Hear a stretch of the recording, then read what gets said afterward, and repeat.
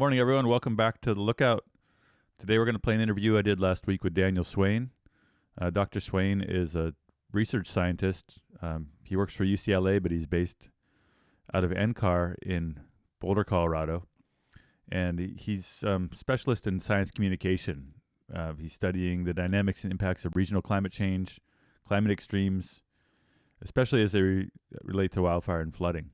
So we're going to talk today about the Dixie Fire and about what kind of changes we might see in our wildfire regimes under climate change. So thanks, Dr. Swain, for coming on Lookout, and I hope you enjoy our conversation. Yeah, I wanted to talk about the Dixie Fire and just kind of, I'm sure we can wander kind of through all the different kind of fingers of this puzzle that are California fires. Do you want to start with just talking about the fires we're having here, winter, the Big Sur fire, and your thoughts on seeing fires in California in the middle of the winter? Well, I mean, we know from history that it's certainly not unprecedented to see winter fires in California. They're obviously a lot more common the farther south you go in the state during the winter anyway. Santa Ana wind-driven fires in Southern California in winter are something that have happened for as long as we have records of them. But that's a bit of a different situation than, Central and Northern California, where usually it's just really too wet for large fires to occur most of the time. There's always exceptions, but that's a pretty safe generalization, I think. Southern California sometimes isn't that wet in winter, and so it is easier to get a wind-driven fire in the far southern third of the state this time of year. In some ways, I think what happened last winter was a little bit more unusual than what's happening right now. There is obviously the fire down along the coast in Big Sur, which is kind of surprising because it's been pretty wet there, at least the early part of the season in October and December. Of course, it's rapidly dried out this January, but still there should have been a fair bit of moisture sticking around from those atmospheric rivers earlier in the season.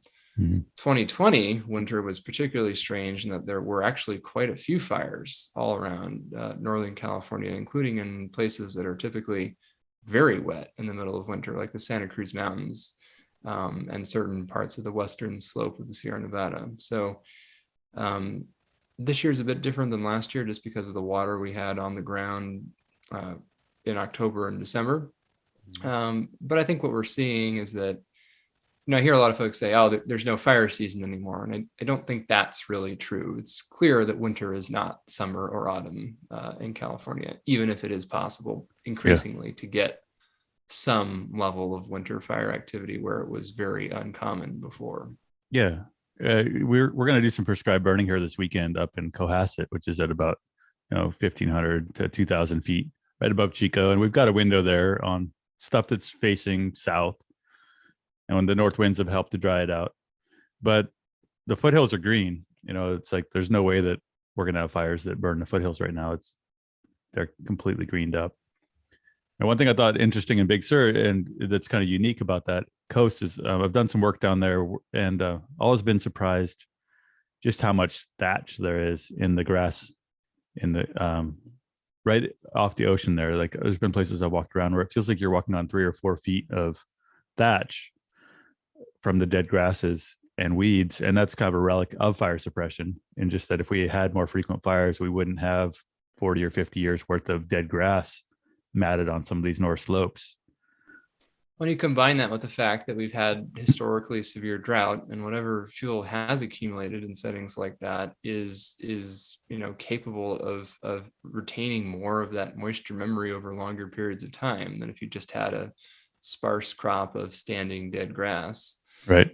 So that combined with the climate conditions of recent years, I think obviously not just in that setting. It's not just settings where there's an accumulation of lots of fine fuels for many years, but of course that's also true in other settings where there's an accumulation of other kinds of heavier fuels that have even longer moisture memory and have become even more anomalously dry with a really hot and dry period. And you're in Boulder, right? Yes, indeed. Did you personally watch the Marshall Fire burning? Yeah, that one hit very close to home, about half a mile south of our home in South Boulder. And so, we were out that day running errands back and forth along Marshall Road, actually. So that's the names. That's the road for which the fire was named. Mm-hmm. So it's very close to home, and watched that fire most of the day from South Boulder Road, less than a mile away from, where we live. And that was a pretty extraordinary event because the winds themselves were causing a lot of problems. I mean, it was a violent downslope windstorm. The winds were gusting to about 100 miles an hour, even a little bit above that in some places. These are not remote mountaintops where you sometimes hear about these 100-mile-an-hour gusts at the top of the chairlift, at some ski resort. These are winds in, populated suburbs that have a propensity to be windy, certainly at this time of year, but not that windy. And so it was an extraordinary wind event with an ignition at exactly the wrong place at the wrong time that had all sorts of strange details sort of attached to it. One is obviously it occurred in late December. It occurred the day before New Year's Eve. And although the winter is the dry season along the Front Range, unlike in California, where in eastern Colorado, the spring and summer are typically the wet months. So the warm season is also the wet season here, unlike California, where the cool season is the wet season. It was still extraordinarily dry, even for being the dry season here. And there had been an incredibly dry summer, an incredibly mild autumn. It felt more like coastal California. We're talking about Big Sur and Boulder, Colorado, and Boulder felt more like Big Sur for most of the autumn and early winter this year. I mean, it was incredibly mild. Temperatures were above freezing most of the time. There was no precipitation. So, that was a fire that unlike a lot of the recent destructive fires elsewhere in the West that started as large wildfires and then moved into populated areas and burned a lot of structures, this one almost immediately started burning structures. This was not a fire that started in a remote area, out in the woods. This was a fire that started in a brushy and partly wooded area where there were already homes, and then moved into ever more populated areas until it was effectively just a suburban fire. There really wasn't much natural vegetation that was burning after the first couple hours of the fire. It was just burning home to home. And interestingly, there was still a fair bit of vegetation burning, but it was landscaping. It was the vegetation in people's backyards and city parks and road medians and things like that, which of course can respond to weather and climate conditions just as much as natural vegetation if you aren't actively irrigating them, which you wouldn't do in winter typically. But it's a strange setting to see a mini crown fire running through a 3-acre city park in a populated suburb. Very strange experience. Costco parking lot. And very weird. So we're working on a wildland fire protection plan for the city of Chico right now, where I live. And, we're about 2/3 through our fire modeling work on that when the Marshall Fire happened. And, after watching the Tubbs fire, a lot of us in the fire planning world it's opened our eyes to a whole different realm of possibility, that the worst case scenario is, it's imaginable now. In the past, stuff that would have seemed really kind of far out there, now we're seeing it happen. So I guess one of my questions is, when we run the 97th percentile fire weather for our area, it doesn't really capture what we got during the campfire. And so we can run our fire models with campfire type weather. But I guess one thing I'm wondering about is just like, as a climatologist, what kind of tools do we have to predict how our extreme wind events are going to change, say, in the next 2 or 3 decades? And are they, you said that this event that you had in Boulder was kind of extraordinary. How well do you feel that like our historic data kind of captures stuff like that? Well, the interesting thing is that we do not have a good handle on how wind events are going to change in a warming climate, or whether or not they even will really at all. They could hypothetically increase or decrease. And we don't really have a strong theoretical underpinning for necessarily making a prediction in either direction. And climate models are coarse enough that they just really can't capture the actual kinds of downslope katabatic winds that drive a lot of the extreme fire behavior. I mean, these are wind corridors that are sometimes, you know, half a kilometer wide or even less if it's like a river canyon or something. So this is way finer detail than the coarse resolution of climate models can really pick up. So I can think of some ways that we might go about studying this, but it's actually a really difficult question. And right now, a lot of the predictions that fire and climate focused people make about how fires and the character of fire is changing in a warming climate, we kind of assume the winds stay largely the same as they have been, and that everything else changes in ways that are more predictable. So things like the preconditions that lead to vegetation aridity and fuel moisture, those are moving at a pretty consistent and predictable direction almost everywhere where there is substantial risk of vegetation fires. We also know that, you know, there are some meteorological aspects. So it's not just that if it's hotter and drier, the fuel gets more flammable, which is the case, but also, you know, with lower atmospheric humidity and a greater vapor pressure deficit and potentially increased atmospheric instability in some cases, that can change the fire behavior itself. So in addition to, you know, increasing the intensity of, or the potential intensity of the flaming front, you can also, through atmospheric coupling, affect the larger scale, the mesoscale, if you will, fire behavior, you know, the propensity of large fires to produce their own fire generated wind circulations or pyrocumulonimbus clouds, you know, the fire thunderstorms that we've seen in such dramatic fashion on quite a few of California's recent large fires, which was something that, you know, it's not like it's historically unprecedented or anything, but we've seen an awful lot of them on fires in the past 5 or 6 years, not just in California, but throughout the West, you know, and into British Columbia, but also in other very different places. You know, we've seen them certainly during the Australian firestorms in 2020. Australia seems to be really susceptible to these sorts of pyrocumulonimbus storms for whatever reason. But also up in the boreal forests and in the subarctic, where we've also seen a very large increase in wildfire activity.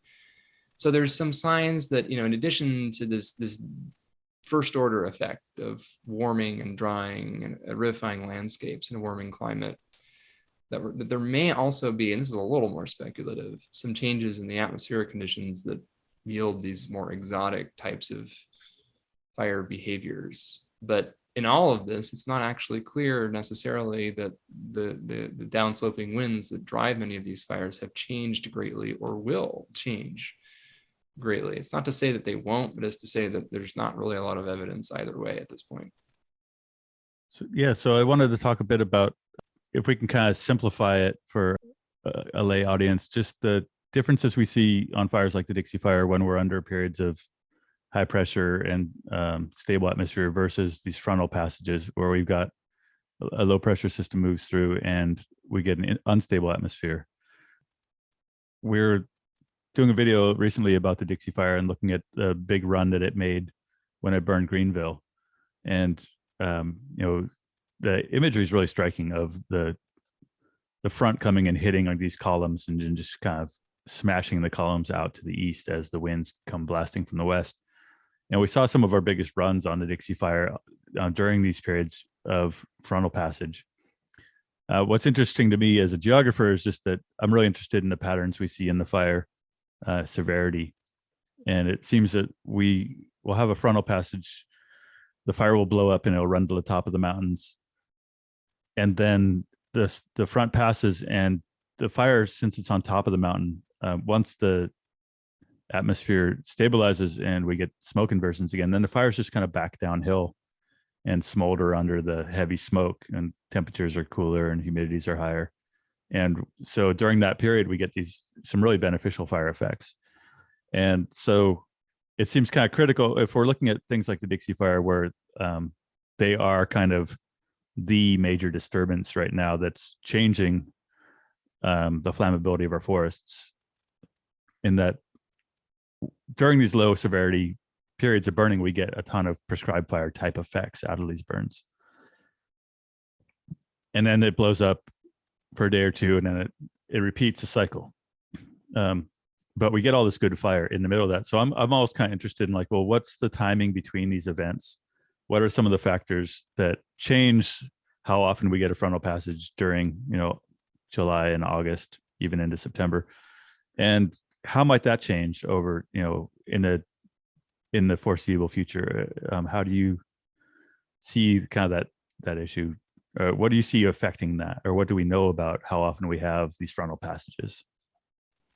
Yeah, the Dixie Fire is really interesting for a variety of scientific reasons, partly because it was so large. It burned so many different topographies and vegetation types across areas that had vegetation treatments, others that hadn't, places where there were plantations, places where there were forests that hadn't burned in many years, but also meteorologically, because it was such a long-lived event. I mean, the Dixie Fire burned for months, literally. And so it experienced a very wide range of weather conditions, from active, severe thunderstorms with downpours to extreme dry wind events to stagnant but record hot air masses. So kind of a bewilderingly wide range of conditions.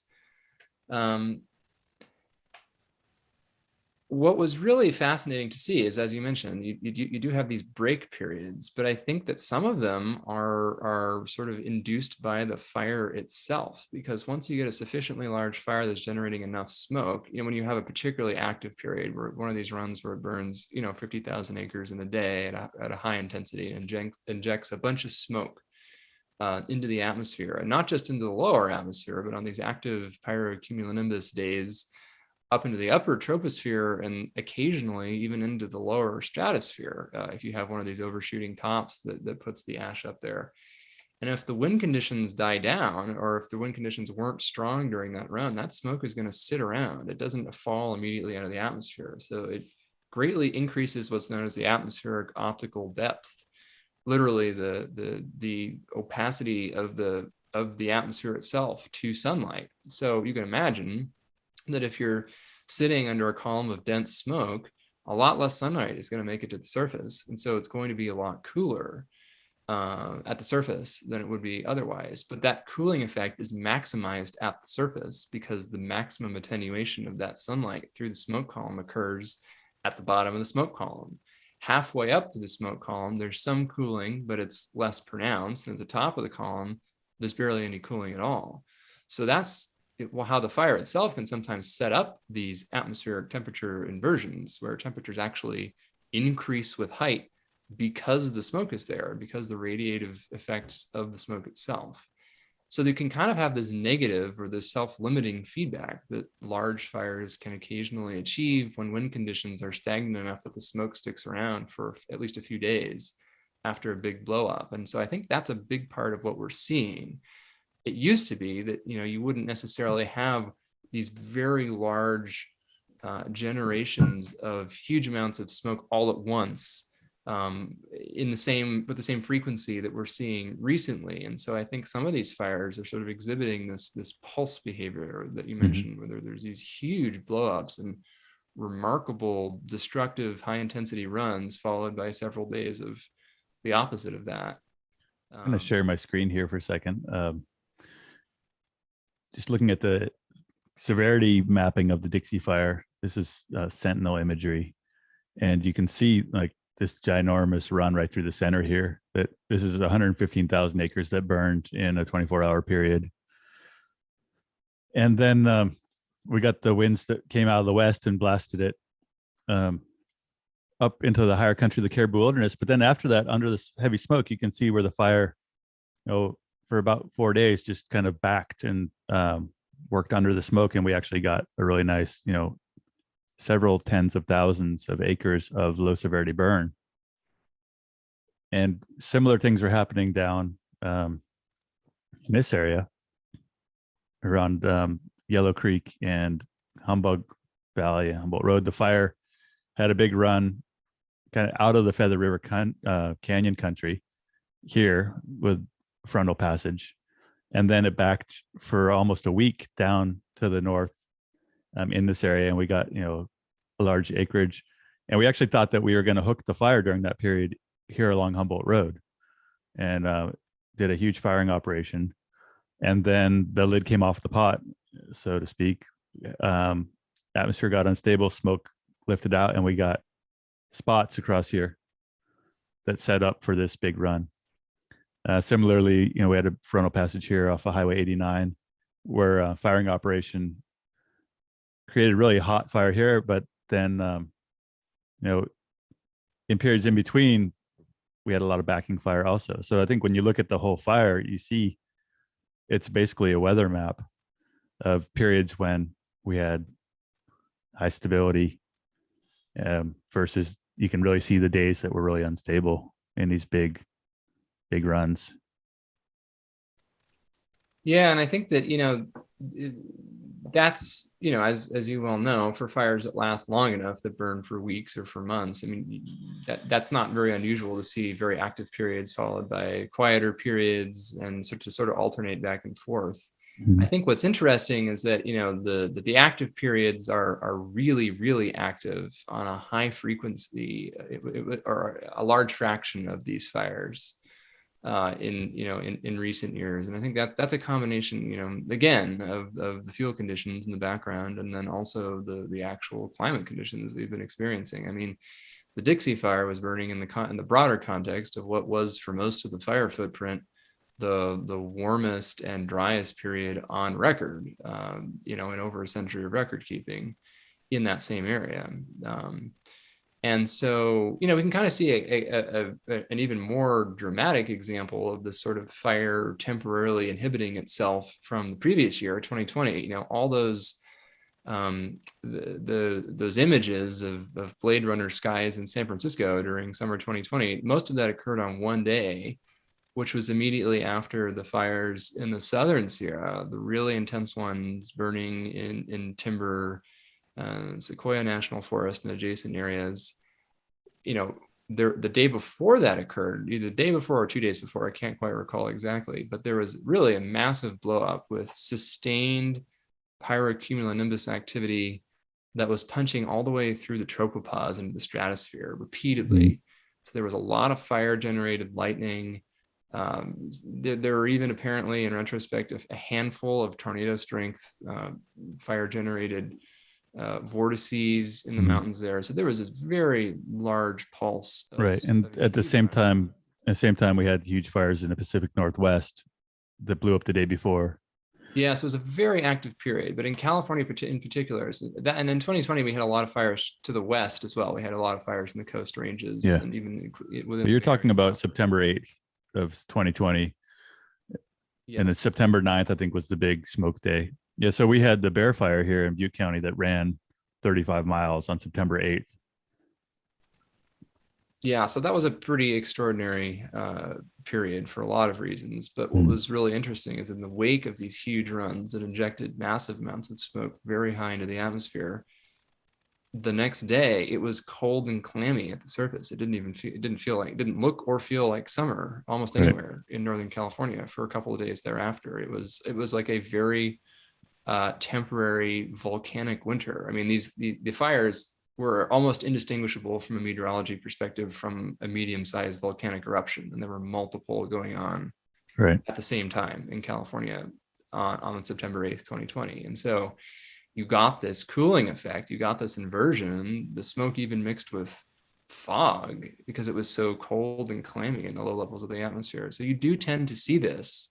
And it can be exacerbated. Actually, you can get this sort of this hysteresis effect where the larger the injection of smoke on one day, the more profound the damping can be for a couple of days thereafter. Right.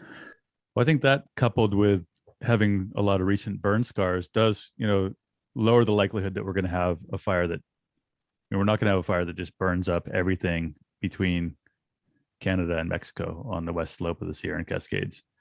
But one of the questions I do have, those as far as the timing between these pressure systems that we have in July and August and September, moving from west to east, what are some thoughts on if we'll have them more frequently. My area of inquiry is like, if we know that every time we get a frontal passage and we have a large fire in the landscape, we're going to have a 50,000 acre run. Is there anyone looking at if we're going to have frontal passages more often in the summer or less often in a future climate? Yeah, it's a good question. The frontal passages you get in California in the summer are usually fairly subtle compared to the ones you'd get at any other time of year. So certainly more subtle than you'd get in other places. Like you can get pretty dramatic ones in the summer, even in the Pacific Northwest or in the interior Rockies. So, in California, they're mostly just involve a wind shift and maybe a change in the stability, maybe not even any clouds absent whatever's going on with the fire in a lot of cases. And I don't think there is a really good answer for whether or not there'll be more of these subtle warm season frontal passages. But one of the interesting things about the seasonality shifts that we expect to see, that's where I think there's a lot going on right now in terms of why we're seeing some of the events that we're seeing and sort of where the science is. We kind of expect to lose the shoulder seasons in California in the sense that we expect both the autumn and the spring to become more like summer, especially the first half of autumn and the second half of spring, meaning that we see much warmer temperatures and much less precipitation at times of year when we previously would have had sort of mixed conditions. For most of the 20th century, September, it can rain in September or October in Northern California with some regularity. And especially, sometimes you'd get spring rains that would last into May, especially in Northern California. And that's going to be less and less the case moving forward. So obviously this relates to the sort of the lengthening of fire season that everybody talks about and is already apparent. But it also results in some interesting things that I think are less obvious. For example, the sequencing of events. It's not random that California sees offshore wind events in mid to late autumn and in Southern California into winter, but not in summer. There are physical reasons for this. And so we do expect the seasonality of those offshore wind events to stay essentially the same, but the seasonality of summer-like temperatures and humidity is going to be extended farther and farther into that offshore wind season when we do have these largely dry frontal passages with increased frequency starting in September. Mm-hmm. And so it may not be that there's as large of a change in the summer conditions, but it's a change in the seasonal overlap where we have vegetation dryness that is, essentially at peak seasonal levels extending all the way, certainly through October many years, but perhaps even into November or December in some cases, increasingly. And so that means that you then have summer-like vegetation dryness, but autumn or winter-like winds. And that's a combination that we really didn't see as much historically. Right. And that's where a lot of the problems are starting to pop up. Yeah, I was talking to someone today just about like when I started my career 20 years ago, like we were done by the second week in September. Like we didn't go on fires after that in Northern California. Occasionally we get called to Southern California in October, November, every 4 or 5 years for a Santa Ana bust, but it was really uncommon. And so thinking about the bear fire that we were just talking about that created that Martian smoke, in 2020 it was almost like a light switch got turned on the 1st of September where all of our fires blew up. The Mendocino complex had a huge blow up, I think on the 30th of August, and we killed a firefighter. And, then a week later we had the bear fire making a huge run all across the Northwest. And it was just like, September definitely came with a bang. It was like, we usually say, yeah, we expect to get our winds in September. It's like, well, they came right on schedule. And I think we were lucky with the Dixie Fire that it was for the most part done burning by the time that had happened. It kind of didn't have a lot different fire had there been a large offshore wind event, and it would have burned to Redding, and it would have burned to Red Bluff and would have burned into the fire scars from 2020 and 2018, the car fire. Yeah, and I think that this sort of points to a broader point about how sometimes it's not the change in the mean conditions that are the most problematic. It's sort of these nonlinear shifts that you get at the margins, the seasonal margins, or at the very upper end of these probability distributions. And if you know, I mean, and that's sort of true, you know, here in Colorado. It's not that the winds occurred at an unusual time of year, for example, for the Marshall Fire, you know, in late December. That's exactly when you would have expected to get strong or even violent downsloping winds. And it's not that there could not have been, you know, a grass and brush fire in this part of the country in December. You know, there have been some previously. They have never been nowhere near as destructive, and they're usually pretty small. But what was really unusual was that there had been essentially an extension of summer into autumn. We never really got a fall here. We went right into winter wind season without any of the precipitation that would have come to sort of offset that. And so the combination of, you know, record warmth and dryness with, I wouldn't call them ordinary winds, they were extraordinary, but they certainly weren't unprecedented, you know, in terms of magnitude or when they occurred or where they occurred. It was actually the confluence of all of these things that was unprecedented rather than the individual constituents themselves. Well, and the confluence that there was a community built there.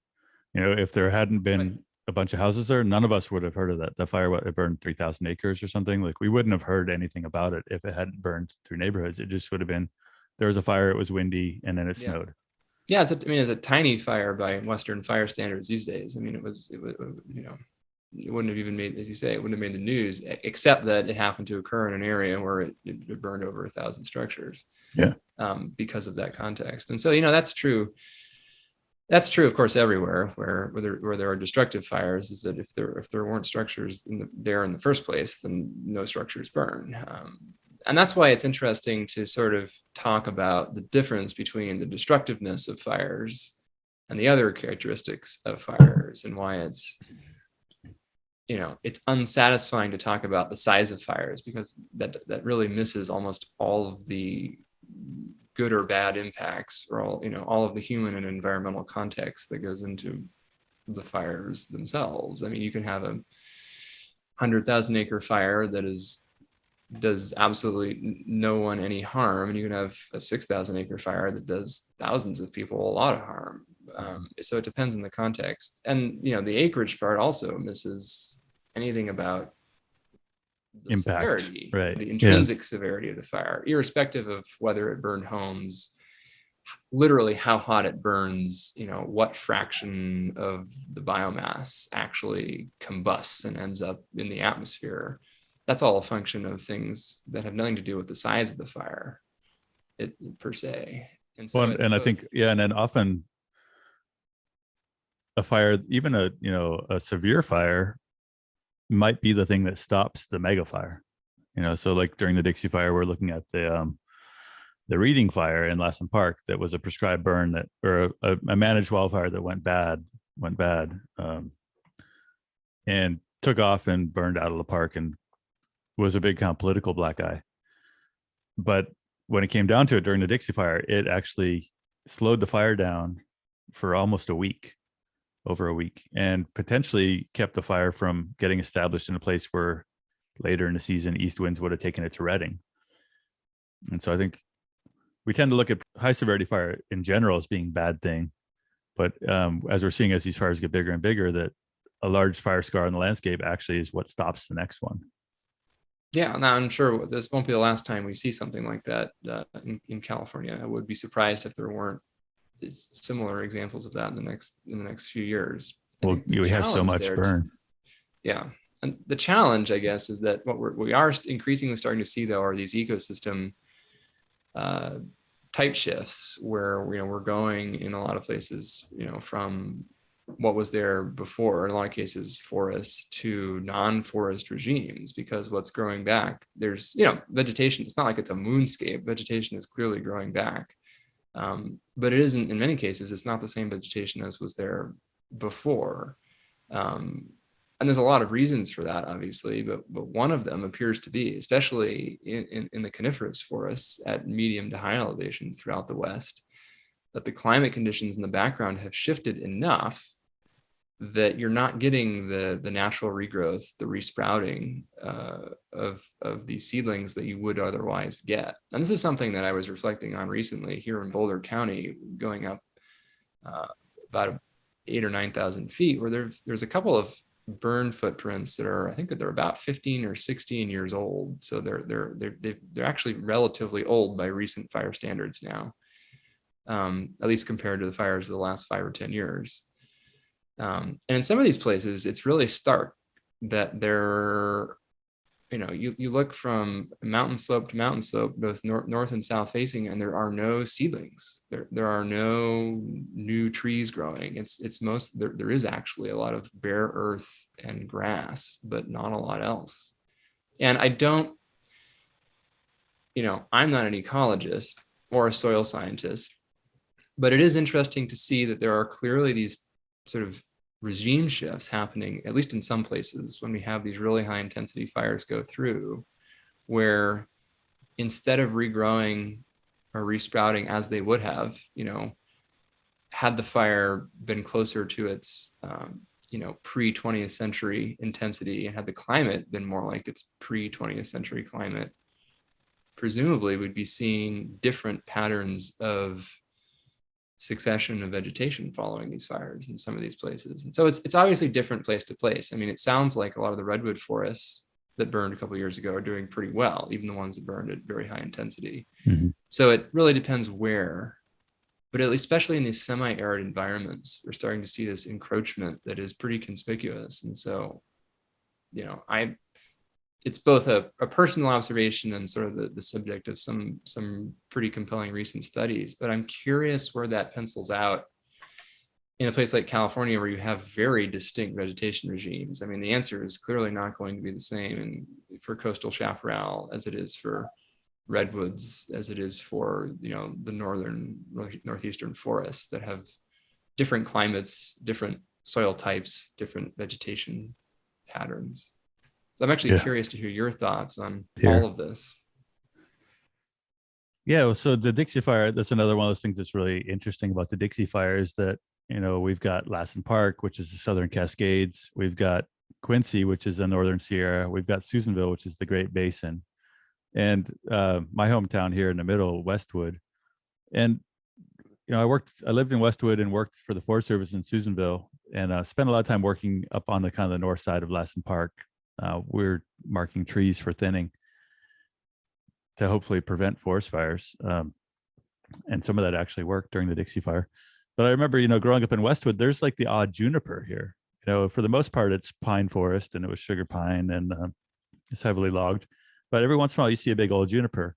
And then the desert is right here in Susanville, and it's all juniper and sagebrush and pinyon pine 20 miles away. And I just remember as a kid thinking that we're kind of in the desert. There's kind of this, I just remember thinking like this boundary, it shifts back and forth, and maybe 100 years ago, this was more desert, and that's why there's a juniper here. But I think it points to that, the importance of really getting kind of micro scale in your science, right? And not quoting a paper from 20 miles away to support your theory on something that's happened. There's so much variety out here. And I think our tendency with fire ecology research is like, you look for a paper and you find someone who wrote something that you think supports what you're saying. But maybe you have to be so explicit about the difference between your target landscape and the research landscape that they were talking about. And then it's interesting to go to South America into a really similar volcanic landscape on the east side of the Andes and see all these mountains naked and actually recognize the landforms from home. It's like, oh, this could look like the same landform if we took the trees off. So to have it all kind of compressed into this really narrow time frame where suddenly this landscape's naked and you can see the bones of it post Dixie Fire. I guess what intrigues me about the changes we're going through is that we tend to, I think with our forest management plans, we're still managing this imaginary forest that exists in our old land management plans.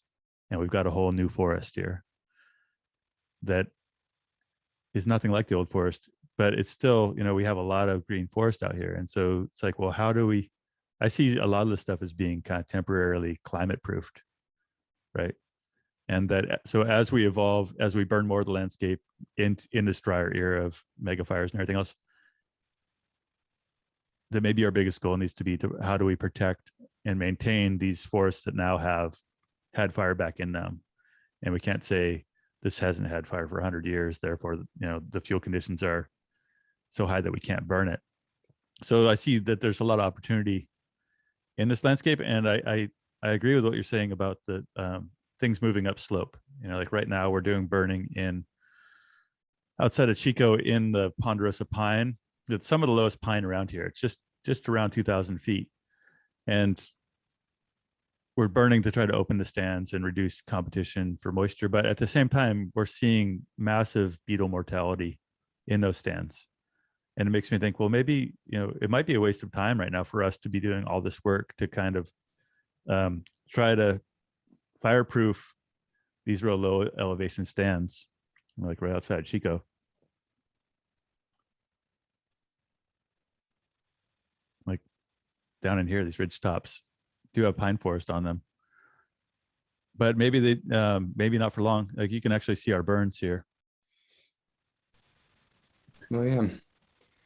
Yeah, and I think that's the question. That's sort of a perennial question in climate adaptation, and I think increasingly in climate aware ecology is what exactly are you trying to achieve in the present era versus what you think is actually going to be there in a few decades, which increasingly is not the same thing in a lot of places. And so post campfire, you know, well-intentioned conservationists are like raising money to get pine trees to plant in paradise again.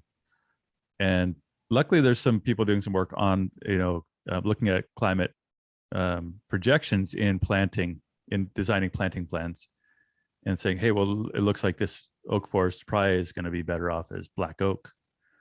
No, this is the Caldor fire we're looking at here. And you see, you know, that really similar pattern of, you know, frontal passage, big couple days of instability, big fire run, followed by high pressure and fire, still moving across the landscape, but leaving, you know, half the forest intact, followed by another frontal passage, followed by more stability.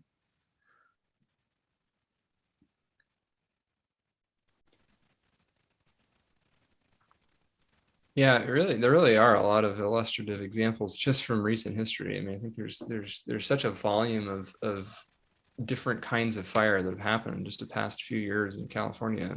Even if you just restrict the whole conversation to California, that I think there's going to be a lot of insights that come out of it in terms of how, you know, fire and climate, fire and vegetation treatments, prescribed fire, cultural fire, all of these other things, and how they've interacted with what's actually happened, because there's now, for better or for worse, there's a lot of empirical evidence about all of these things now. And so I think people are just starting to sift through, you know, all of this data that can help us address some of the big questions. One of the big problems with trying to say anything about prescribed fires, we're just not doing it. You know, like we have such a limited amount of it on the ground that it's really hard for us to make the case to say like, hey, look, prescribed fire helps stop the Dixie Fire, because we've got such a minuscule portion of the landscape that has actually been treated with prescribed fire. Yeah. And I think that, you know, it may be that you can use some of these lower intensity burn periods from these otherwise natural fires from the past few years to sort of make these sorts of ascertainments, because, you know, well, we haven't done enough of it on our own, but some of it was it happened anyway. Yeah. So there hopefully there can be some insights from that. But I think, you know, this broader notion of complexity about needing to be regionally or even micro sub-regionally specific about, you know, what we're talking about. I think this plays into when we hear about predictions for, you know, the fire season to come or the fire seasons to come. Mm-hmm. And, you know, there used to be a joke, I think, that, you know, in California, the old CDF or CAL FIRE these days would make a prediction that the fire season was going to be bad if it was a very dry winter, mm-hmm. because everything would be so dry and flammable. and also that it would be very bad if it was very wet, because there'd be so much extra vegetation growth due to all the extra moisture. And, it was sort of a tongue-in-cheek joke about sort of a make work statement back in the day, but actually I think there's a lot more truth to that than I think a lot of folks maybe realized. I think it's increasingly relevant moving forward, where, in different types of ecosystems, it was historically the dry years that were bad fire years, and in other ecosystems it was the wet years. It was the fuel versus climate, or fuel versus moisture limited environments. The fuel limited ones being places where there's normally pretty sparse vegetation. Certainly the deserts are fuel limited most of the time, and you really only get a continuous fuel bed there after really unusually wet years. And one of the reasons that Cal Fire, that joke's kind of specific to Cal Fire, is because they generally manage the grass fires, and so they're busy when there's a lot of grass. But that doesn't the wet summer or the wet winter doesn't necessarily apply as much to the higher country, like the Forest Service ground. Right. And so in California, the places where the wet conditions to be more predictive, at least historically, of higher fire activity, were pretty much coastal Southern California and the deserts, where there were lower fuel loads generally, or where there's a lot more interannual variability in the growth of fine fuels, whereas obviously that's not really as true at higher elevations or in the in the forests. And so with climate change, the interesting thing that happens is that you start to get, in some ways, the worst of both worlds, where you can get really wet periods that do result in more growth of the fine fuels, and then despite that, hot enough conditions that it all dries out to its maximum dryness level anyway in the same year. And so you sort of get all that growth, and then you cure it all anyway. It's kind of like where we're at right now. We had this great pulse of big moisture, grass is growing like crazy, and then we might not get anything. Yeah, and that's this. I was actually thinking about that this morning, about if the tap really has shut off, then we're going to have a really early start to the drying and curing season, despite having had more than enough water for a lot of vegetation growth from October and December. And I think this is one reason why some folks think, oh, California is just going to shrivel up and have no more water, and there'll be no more vegetation to burn anyway, so who's worried? Which, of course, is not what's going to happen. I mean, California is actually unlikely to see significantly less precipitation, even in a much warmer climate than we have today.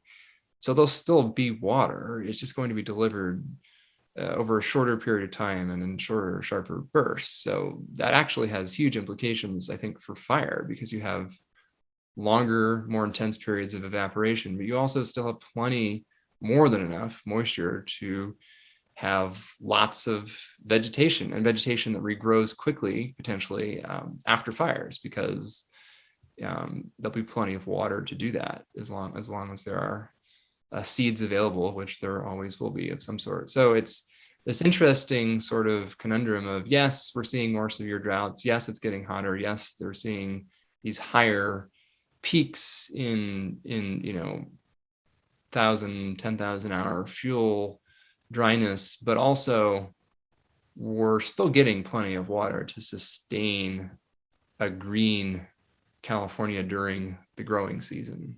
And so that's sort of an interesting duality that isn't necessarily true everywhere. In parts of the interior Southwest, it really is just getting drier and hotter, period. Mm-hmm. And so that's going to be different, I think, than how California evolves. I mean, the northern Arizona, southern Colorado are going to have potentially a very different experience than much of California in that sense. Yeah, well, I promised people I was going to eat some crow during this interview, and so here goes. We were talking on Twitter this spring about the record ERCs, and I kind of jumped into it. So ERCs are the energy release component. That's kind of a metric for measuring fuel dryness and then kind of corresponding fire hazard. And you'd posted some charts showing the ERCs at record levels and predicted that we were going to have bad fires. And I came back and I said, well, I don't think that's necessarily, like, unless you have ignitions, we're not going to have, big fires. And I was wrong. I was sure wrong. And this season, the fires that we did see really just kicked our asses. There's still that kind of issue that if you don't have ignitions, you don't have a fire season. And I was relieved. I mean, even though I lost the bet and we had the Dixie Fire that burned everything I know, I was really relieved that we didn't have more fires. We had plenty of big fires, but we ended out with a lot less acres burned actually than 2020. It's just that we had some really, we burned up some towns, and a lot of the fires we did have were kind of more out in the middle of nowhere in the Klamath, et cetera. But anyway, that's me eating crow saying, yeah, you're right about the ERCs. Prediction is hard, and I think that the point about you don't if with no ignitions there are no fires is absolutely true. And then I think that's something that's often missed in a lot of these conversations is we're actually seeing fewer fires in general in California today than we used to. It's not that there are more fires, there are fewer of them, but it's really that the ones that we've stopped having are the ones that were largely inconsequential and may have even been beneficial. So yeah, I mean, without a spark and without ignition, there's no fire. From a climate scientist perspective, the way we often talk about climate and fire in general is sort of ignition agnostic. And that's not because ignitions don't matter. They're tremendously important. It's just that you can't really predict ignitions from a climate perspective. You don't really have much information. I mean, obviously there's some modulation by like the frequency of lightning, so natural ignitions, but realistically in California, outside of the Sierra Crest region, that's not really a particularly common cause of wildfires. They're mostly human caused. So if you don't have human ignitions, most of the time in California, you don't have as many fires. The problem is, I think we've come to realize is just how easy it is to have human ignitions, even if you're trying really hard not to. Mm-hmm. It's not, obviously there's still plenty of gross negligence out there, but even absent that, I mean, bad luck. I mean, was it the Mendocino complex that was started by someone hammering a metal stake into the ground?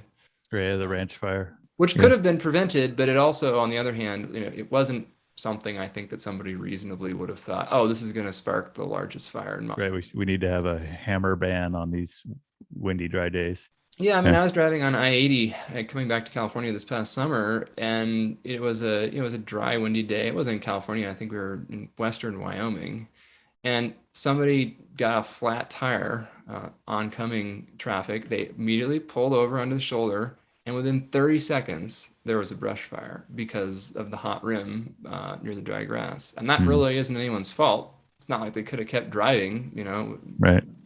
So this is the point really being, some of these ignitions we can avoid. And I'm most optimistic and think it's probably most important that that these power line ignitions we keep seeing, those are the ones that I'm really hoping we can dramatically cut down on or eliminate, not just because they often occur in particularly inopportune places, but more importantly, because they occur on particularly inopportune weather conditions. They almost all occur during these extreme wind events, which are precisely the conditions under which you don't want any ignitions.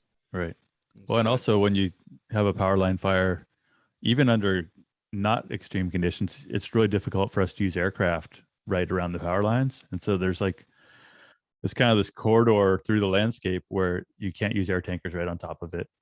Or if you can, it's dangerous. And so we're more likely to have those ignitions escape initial attack just because of the danger to aerial firefighting. Yeah, so there's all sorts of good reasons that we want to get a handle on these. Well, just the challenge of that, though, I think, like when we look at the Feather River Canyon, all of our hydropower, all this supposedly green energy, like hydropower, like requires this super dangerous infrastructure in the middle of nowhere. And it's hard to see us like undergrounding the transmission lines in the Feather River Canyon. It's a problem we're going to have for a long time. I mean, I know PG&E is undergrounding some of the highest risk corridors, which I think will help because there are some places preferentially where the risk is much higher than other places. But in the end, I don't think it's a problem that's going to completely go away. And it's, it's not the only cause. I mean, there are other reasons the parks out there. There will be fires, and I think that trying to manage ignitions ignores the fact that we really have to manage the forests to be resilient to fire, because we're not going to do away with ignitions. And the lightning part is, it's not the biggest cause of our most destructive fires, but lightning started the bear fire that eventually, destroyed Berry Creek. And, the problem with lightning fires, we get a lot of them that start at once, and then the ones that are still burning in the late fall, when we still have winds, are the ones that really cause problems. And so one way or another, these fires are so big, that the big fires, that you could do away with all the ignitions in Butte County, but you still might get it from a fire that started in Lassen County and burned across Plumas County to get here. Yeah, I mean, that's what happened in 2020, where places, in and around the Bay Area that had not really had major ignitions in quite a long time had a bunch all at once, because there were just a bunch of many thousand bolts falling out of the sky everywhere under very dry conditions. And so there's, I think that risk is never going to go away. I think it's probably easier to, or more practical. It's convincing people that these fires aren't bad is very difficult, but we're not going to do away with fire. And, we can underground every power line in the state and still have a Dixie Fire. And I think the important thing that I have been coming to is just that the scale of the fires on the landscape far exceeds any ability to put them out. Right? We let the fact that we've been really effective in putting out all the fires for 100 years make us think. I think the public has an inflated expectation that firefighting is actually more effective than it really is. And we can't put out the Dixie Fire. It wouldn't matter if we had 32 747s parked on the runway when the fire was 2 days old. I mean, we couldn't put out the Marshall Fire, and that occurred in suburban Denver, in between a bunch of towns with tons of municipal firefighting equipment. Yeah, so on the days that matter for large fire growth, there's nothing we can do. So I think that the sooner that we kind of get that across to the public, the better, because in the meantime, we're spending a ton of money on airplanes and other kind of reactive things that we should be spending on prescribed burning and thinning, and just acknowledging the scale, right?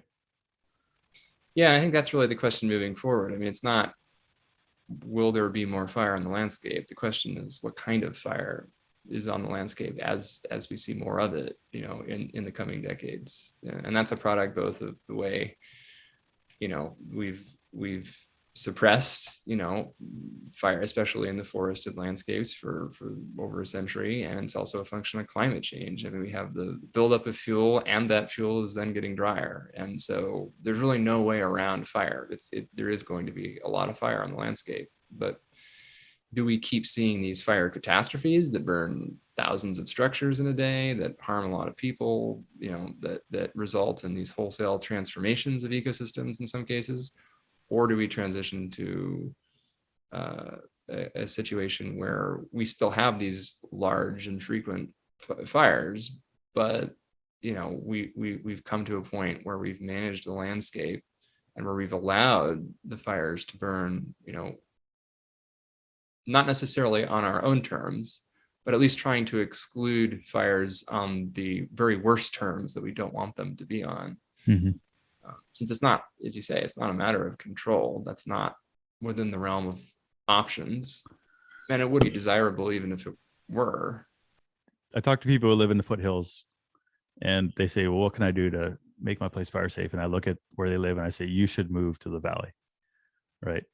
Like that there's nothing you can do. But then the valley is going to flood. So as the climate guy, fire, flood, like which one do you think is the more likely? If you lived in California, would you be planning around getting flooded out or burned out as a higher likelihood with climate change? Well, let me put it this way. Our two big analyses underway right now. One of them is how prescribed fire windows are likely to change in a warming climate just due to meteorological constraints. And the other is the rising risk of a California mega flood. Those are literally the two projects we're working on right now. And so the answer is, if it isn't one, it is the other. That is actually more or less true. And, there's no reason you couldn't get both in the same year. Let's hope that doesn't happen. But I think this hints at a broader notion is that there's no place that's risk-free. There are natural hazards everywhere of different variety. The ones in some ways, at least fire is one that everybody in California is cognizant of. Nobody is completely unaware there are wildfires in California who lives in a wildfire risk zone in California at this point. Maybe that was the case a few decades ago, perhaps, but there's no way that that's the case anymore. The reverse is not true. I think that there are millions of people living in high flood risk zones in California who have absolutely no clue the kinds of risks that poses. And I think it has to do with sort of our relatively short memory. We're so acutely aware of the fire risk right now because we've had, like, each year recently, absent like 2019 was a pretty bad fire year. Even if you define it only by structures burned and lives lost, they were all pretty bad years in California. We haven't had a bad flood year by any definition in California in a very long time. Even though the risk is rising. So it's one of these things that if you only get big floods every 20 or 50 years, but you get big fires every fire season, which risk are we preparing for better? And the irony is that we perhaps haven't prepared very well for fires, not in the sense that we don't have firefighting capacity, but we haven't really been forward thinking about how to mitigate the underlying problems that are leading to the fire crisis. And yet we've done even less to address things like extreme flood risk in the same period. Well, it's ironic because it's easier to map flood risk, I think, than it is, to map fire risk. And FEMA actually has mapped our flood zones, and we have regulations against building in, flood zone X or something. But in California, it's just this whole idea that you can kind of build wherever you want in the woods. We still have left the kind of enforcement of building codes and development standards up to the counties. It seems crazy to me. Yeah, I mean, I'd like to say that we're in better shape when it comes to flooding, but I'm not totally sure that we are. I mean, it's the same sort of lack of imagination in planning, I guess, is one way to put it, where it's the same idea you were talking about at the beginning of the conversation about how you can, if you have the right weather conditions, you can have a wildfire that snakes well into a populated urban area just through a tendril of vegetation, even if it's like a municipal parkland or something like that. And floods, and so you have then you end up having events, especially under extreme wind conditions like the Tubbs fire, where you burn a big portion of suburban Santa Rosa, or you have the Camp Fire, which burns most of the whole town of Paradise. And there's numerous other examples on a slightly smaller scale, in California and elsewhere from recent years. But those are the sorts of fires that nobody was really planning for, these catastrophic wild and urban interface fires that don't just burn a few dozen structures at the margin, but like actually start sustaining themselves continuously as effectively an urban fire. We're similarly unimaginative, I think, when it comes to the flood risk. So now entities and agencies are saying, okay, there is fire risk, even if you don't live on the margin of a dense forest somewhere. There are other kinds of risks that are probably more widespread than we realized. We're not even getting to that point yet, when it comes to things like flood risk, where we're still relying on these decades old FEMA maps, where some places that are not within the 100-year floodplain have flooded 2 or 3 times in the past decade in other parts of the country. So clearly we're underestimating the risk. And that, just like with fire, that's not just a climate change thing. That may just be insufficiently imaginative planning, even for the 20th century, the way things used to be. Mm-hmm. So I kind of see a lot of parallels between these issues where things that were quote unquote impossible probably aren't really impossible even in the present era, and maybe even less impossible a few decades from now. And so I think that hopefully, I think about that a lot with like Marin County, as far as just trying to make climate change accessible to people mentally, is just that the odds of having a fire in Marin County that burns everything on the east side of Mount Tam, which is $1 gazillion worth of real estate, they're low. And maybe in the past you had one day out of 1,000 that had the conditions, or say one day out of 10,000 that had the conditions. But if we double the length of our fire season, now you've got, and especially if it's towards the late fall, then maybe you got one day in 5,000, and suddenly that's like surely going to happen in the lifetime of someone's home. Right. Eventually it's going to happen. If you keep, raising the odds incrementally over time, eventually these very low probability but high consequence sorts of events will transpire. And I think we've seen the beginnings of that with sort of these interface fires in California and elsewhere in recent years, where it was never impossible for it to have happened before. But by raising the odds in a couple of different dimensions, now we're actually starting to see the latent conditional potential events sort of actually happening.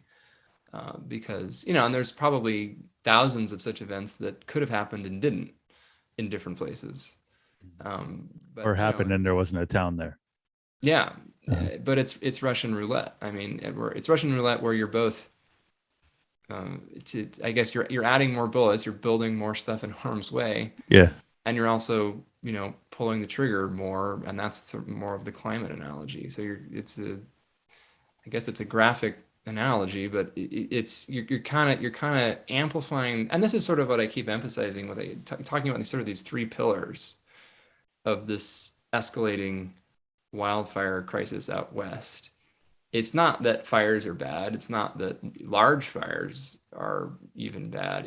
But it's that we have this confluence of vegetation management and fire suppression from the 20th century that you've mentioned, and the expansion of these urban or suburban or peri-urban footprints, more structures in harm's way, more people that need to get out of the way. And then we have climate change. And all of these three things are pushing the risks in the same direction so far. None of them have really helped to mitigate. And so, which of these pillars is most addressable in the short term? I think it's probably the first one, because for better or for worse, people live where they live. We're not going to stop climate change, in the next few years. But we could, at least hypothetically, change a lot of the ways that we interact with the landscape, and that the way we sort of treat fire as a tool, or as something that can be beneficial, as well as something that can be destructive. And I think that's no surprise to anybody in the fire community or the ecology communities that deal with fire. But I think it's not commonly viewed that way almost anywhere else in the policy world, in the general public, where there's still this notion that, like fire equals bad.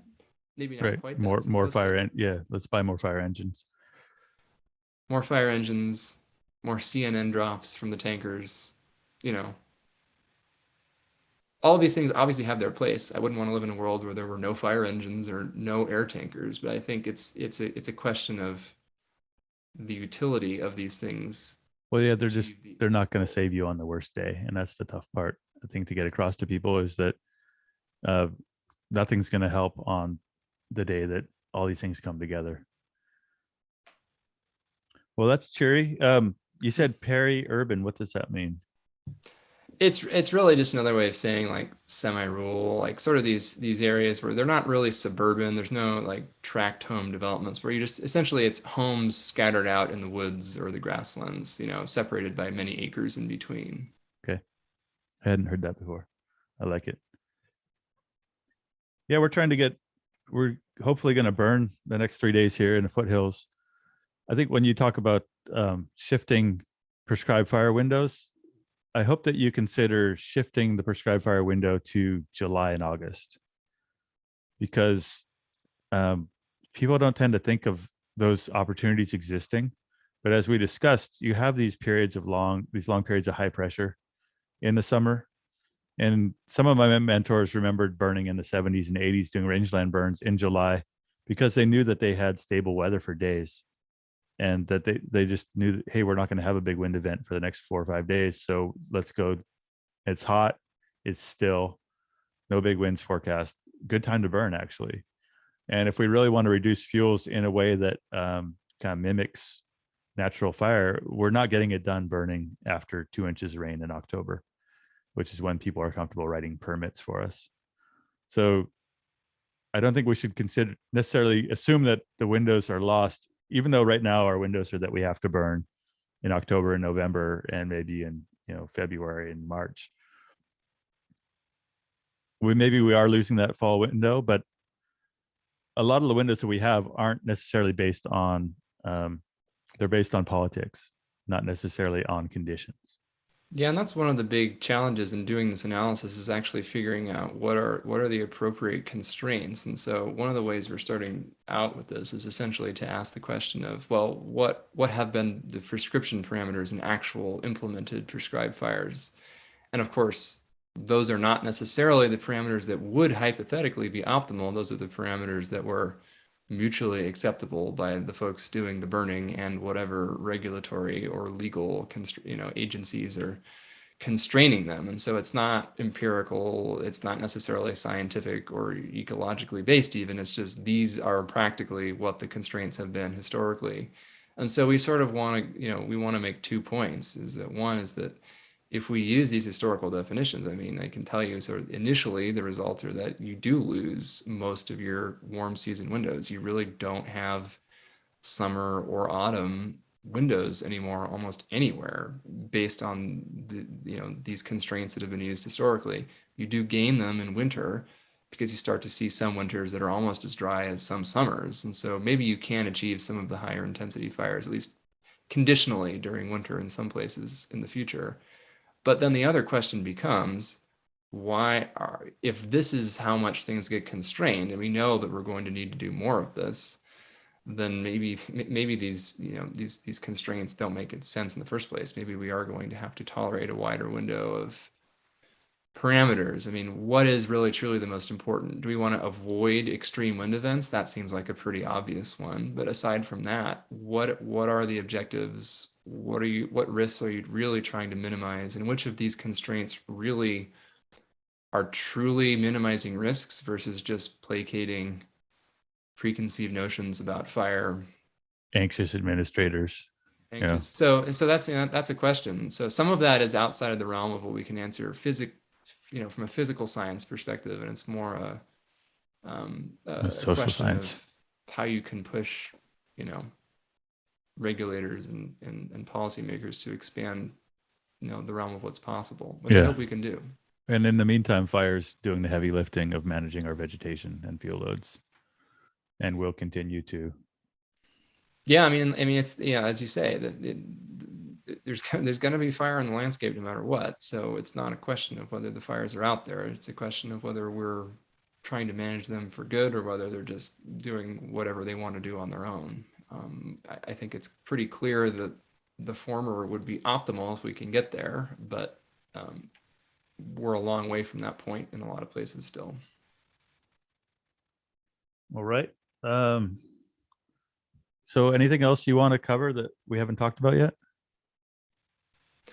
Don't think so. I mean, it's really a bit of a trip to be talking this much about wildfire because I am not a fire scientist. Ultimately, I am a climate scientist who, has come into fire from the atmospheric side of things, and increasingly, I think a lot of fire scientists are viewing the atmosphere and fire as existing along a less and less distinguishable continuum when we come to understand the dynamics of fire plumes and mesoscale weather, fire interactions and things like that. But it's been really interesting to see the confluence of these two fields of atmospheric science, fire science, and now also ecology sort of coming in and saying, all of these things are so interrelated, it doesn't actually always make sense to separate them as cleanly as we've done historically. And I think that's true in a lot of realms of science where things have been kind of siloed and divvied up administratively in ways that don't actually make sense based on the way the natural world works. And so this is kind of an interesting time to be in any of these fields because there's, I think, a growing amount of overlap in the academic community and also in the practical community. I mean, fire prediction is increasingly weather prediction. You have folks at the Weather Service and the Storms Prediction Center and at the Fire Service even who are effectively meteorologists now. Yeah. And so it's been interesting to watch. It's been frustrating as a fire practitioner just that our models are stuck in the 1970s, and I'm curious if you have any thoughts on, where we're headed with fire behavior modeling, and, even on the kind of physics side of it, like if we really are at a point where we understand how fire spreads, and, we've got these really basic models that they're just not, like, I ran a lot of models during the Dixie Fire that just didn't come close to predicting what was happening. I wonder if that's just because our models are based on science from a previous climate era, or, I know they're really simplified. So I was curious if you've got any insight on where you think we're headed with fire modeling, actual spread modeling. It's an interesting one because I know there are tons of startups and even big tech companies that are putting a significant amount of effort into fire, both probabilistic and explicit predictive fire modeling. So both trying to estimate like seasonal risk in a given year, and also to predict, what a specific individual fire does from a specific ignition point under particular weather conditions. And yeah, I mean, it's advancing, but I don't think we're there yet. And there were all these, I mean, even the real-time fire models that were put out last year by some of these companies were I guess, unimpressive, because they really didn't, they almost systematically underestimate the behavior and this rate of spread of some of these. And I think that's almost exclusively because they tend not to incorporate the atmospheric dynamics part. So I think there's two things going on. I think one of them is, you're right, that a lot of the relationships that exist in these fire models that have been around for several decades are empirically derived in a climate era that doesn't exist anymore. And so the relationships between fire and climate are different than they used to be. They were never static in time anyway, but they are, we are seeing fuel conditions that are outside of what had been observed historically. We are seeing combinations of humidity, temperature, and wind that were not observed observationally in the past. And so that is part of the problem. But even with these more advanced models that are not necessarily using these empirical relationships from the past, and maybe using more contemporary ones, these AI and machine learning models that are assimilating even just data from the past 10 years and nothing else. So that would include whatever climate and fuel signals exist on the landscape. They're still not coupled with the atmosphere. They still can't produce pyrocumulonimbus clouds that produce lightning downstrikes, and fire producing its own. I don't even know if to call them spot fires if the fire produces its own lightning that strikes 10 miles downwind. But right. Those sorts of things we're nowhere near capturing in any of these models. But even more basic things like these mesoscale wind patterns, like when the fire generates its own convection column and has inflow from multiple directions, or causes, interacts with the ambient wind patterns. These are not really things that are in most fire models yet. And I think it's one of the major things that's lacking, is the full coupling between the atmosphere and the fires. And so I think that is the next big step. And the fuels data is really patchy. There's only so much we can see from satellites. And so when we talk about the landscape scale, unless you have people out there counting sticks on, every quarter acre, we're not capturing that. All the big fuel data sets miss major parts of what's happening in the canopy. Yeah. And so there's the need for better Earth observation data, not just the satellites, but also the in situ stuff on the ground, is really important. Especially, if fire is hyperlocal in so many ways, in terms of how it interacts with the topography, the vegetation, and even the weather itself. All of these things are super important, have really important variability on meter scale. I mean, you literally go 30 feet away and you might have completely different wind pattern. You might be in a different patch of vegetation, and the slope aspect might be reversed. And so all of these things are difficult to capture. It's a potentially solvable problem, but I think we're going to have to integrate the atmosphere better. I think we're going to have better data on what is actually there on the ground, and what the state of the vegetation is on the ground, beyond what we can sort of indirectly infer from remote sensing and things like that. Right. And then you have to model suppression effectiveness, and the fact that you got air tankers dropping on this ridge and bulldozers on that ridge and hot shots lighting a backfire over here. Yeah, it's a Like whole other level of abstraction. I mean, I'll be happy if we can even get to the point where we have a decent model of spread for a completely unconstrained fire, but we're not there yet either. And so I think that, and on the beneficial side, I mean, what happens if you've changed your fuel model because you have achieved some successful prescribed fire goals, or whether, some antecedent fire has done it for us?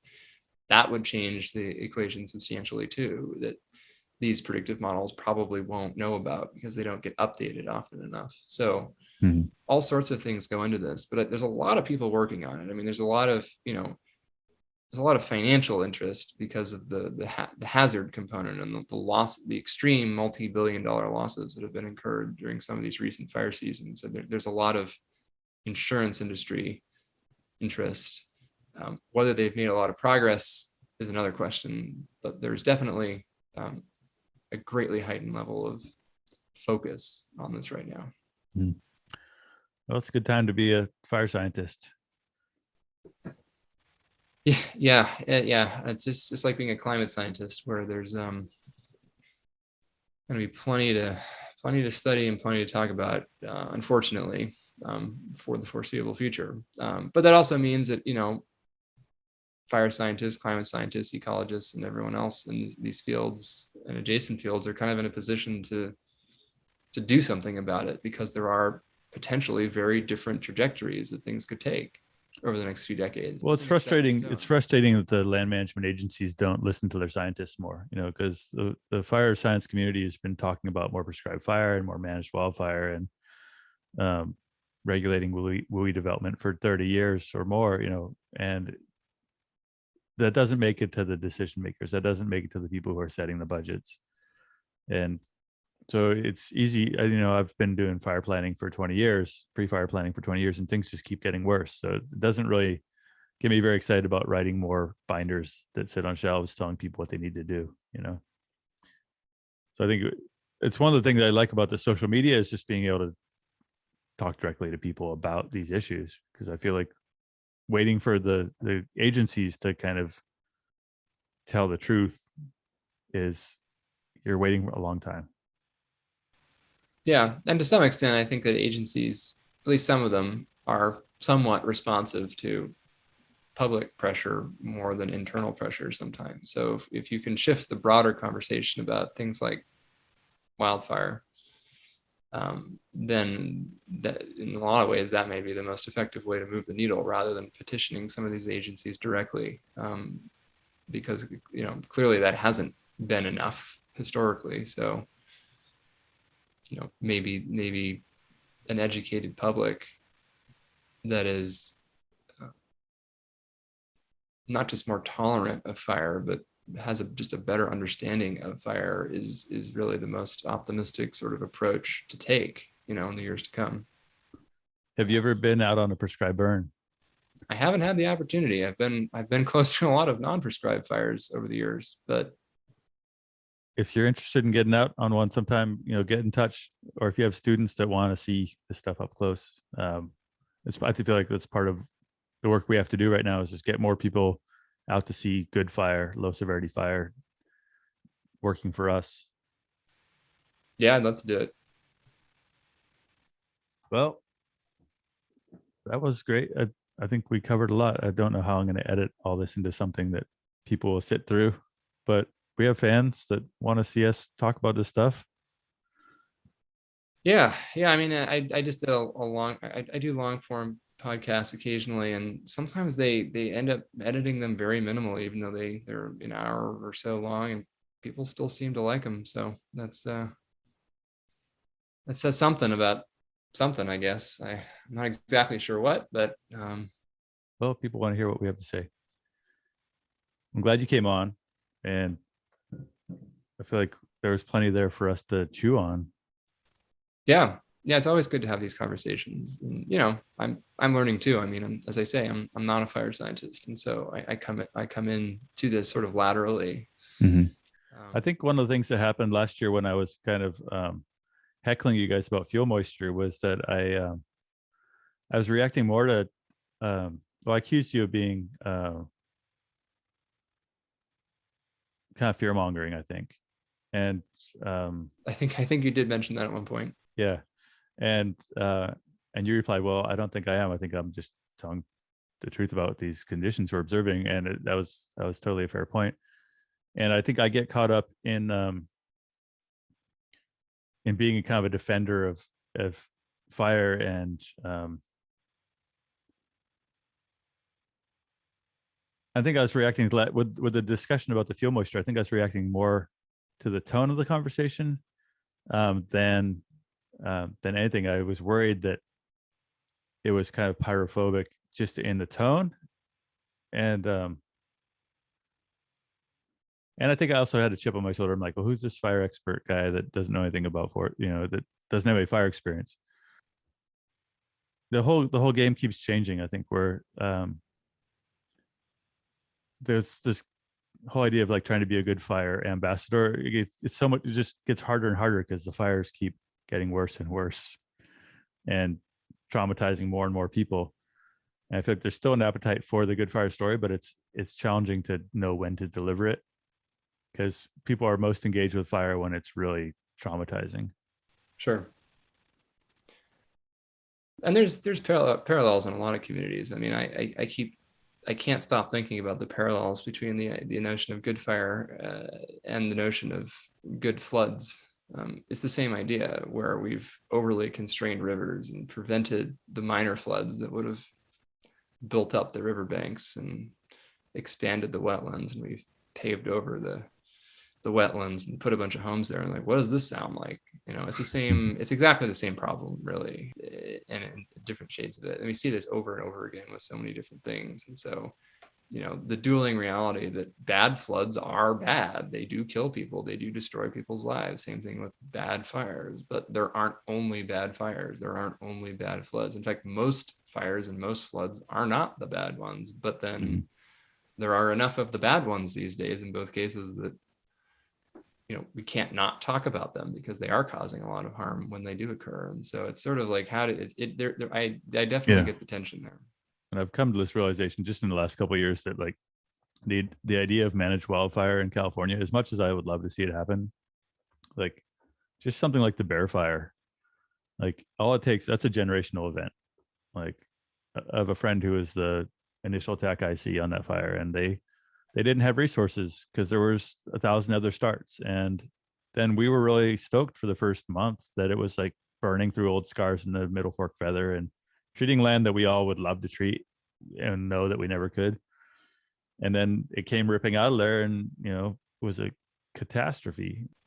Yeah, and that sticks. The Forest Service policy changed this year. That was on the basis of the Tamarack right fire, right? Sort of being a lightning ignition that they were letting go for a while, and then it became more problematic. Yeah. And so things like that just have like, there's just zero prospect really for managed wildfire in California, except when we have resource drawdown, and then it happens as a de facto response. And so we're kind of stuck with it. But it's just like flooding. Like there's way too many people living in Natomas, right? North of Sacramento, that we can't pull out levees and let rivers do their thing. It's taken me a while to get there. I've been a cheerleader for managed fire for a long time, and it's like, well, I need to stop pitching it because it's just not happening, not in my career. And I'll just know that we're going to have it anyway. But we're just not going to be able to, like, as managers, decide not to put fires out. Yeah, and that's the that's the challenge of the complex reality of disasters in the modern era, is that there's, on the one hand, we've gotten better and better at chipping away at the hazards on the low to moderate end of the spectrum, and we're almost getting, if anything, worse at dealing with the very top end of the events. I mean, we can't, extreme wind-driven fires, they burn what they want to burn, more or less. Yeah. Well, in the Marshall fires, they're gonna flood. It doesn't matter. They're gonna bust through the levees. People say the dams are safe. I don't know. You get a big enough event, I wouldn't even be that comfortable being downstream of Shasta Dam or Folsom Dam either. So it's kind of like, I drove right up to Orville Dam like after the spillway blew out, and like right after that, we were involved in the response, and we had a GIS trailer at the incident command post, and the incident command post was literally right at the bottom of the dam. And so, driving in after, like, okay, the spillway, like, it dropped below the spillway height now, and he's driving right up, and the dam's like 700 feet tall. We're like, oh, I guess this is a great spot for the ICP people. Yeah, it's a bit of a metaphor, I think, in itself for insufficiently imaginative hazard planning. Right, that you build the headquarters right below the dam. Like if you have a dam emergency, if it's truly an emergency, wouldn't you be a little more circumspect about what's going on? But anyway. Yeah. Well, I've been in fire camps that burned. It happens. Yeah. A lack of imagination. Well, I look forward to talking to you again sometime that's not on Twitter. Yeah. Yeah, I make it to California occasionally, although not much in the last couple of years, but eventually. Are you teaching at CU? Nope. I'm my official job is actually with UCLA still. I have an office at NCAR here in Boulder as well. But I don't have a teaching role. It's mostly a research role, and I get to have all these conversations with media about it. The other part of my job is this sort of explicit climate outreach as well. All right. So you're on the clock. Yeah, my sister lives right off of Table Mesa.